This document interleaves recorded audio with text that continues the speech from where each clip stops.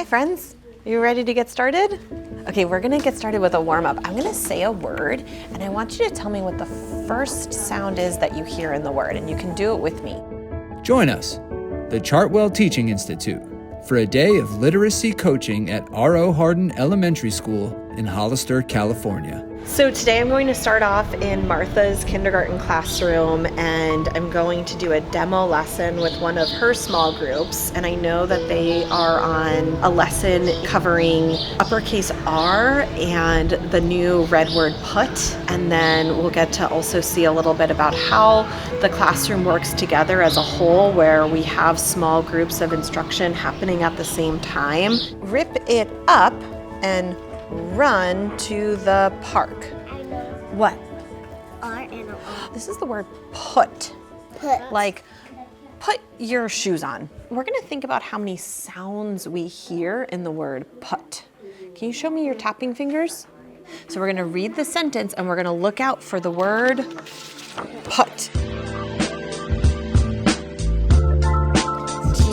T-H-E-Y spells they. Later on, I'm going to do another demo lesson in Avery's second grade classroom, and we'll be focusing on compound words. And for that lesson, I'm really wanting to work side by side with Avery, where I'm demoing and then having her get her hands on it as well. You got this.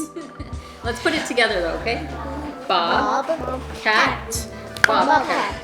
And then you'll give a feedback form, right, Yeah, to the we have teachers. an observation feedback form where we can mark off the elements of structured literacy that they're implementing and what practices that they're using that support multisensory learning, and it'll be a tool that they can refer back to later on. The feedback forms, those go directly to the teachers. So I think that it's important for them to know that this is not evaluative, but rather their own professional growth.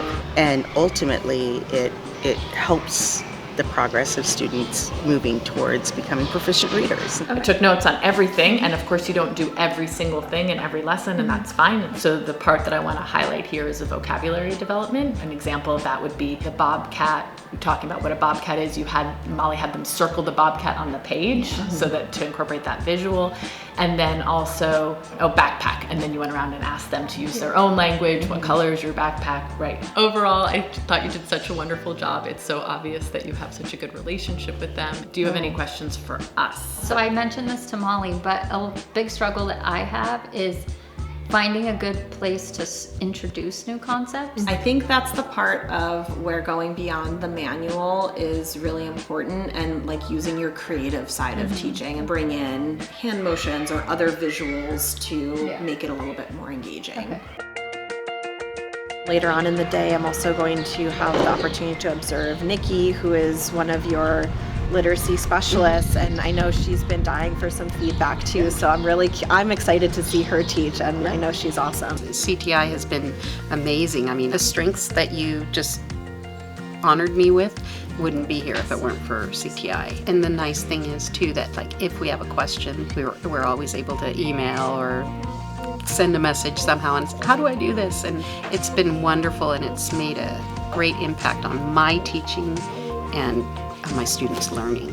At this point, it's like extra set of eyes to see, like, and sometimes it's targeting a student, and sometimes it's, what do I do for this student? Because I keep doing this. And this student seems to need something different. And that's what I think some of these feedback sessions are like, where it's not negative feedback. We're just kind of like brainstorming ideas and kind of coming together to really collaborate in a new way.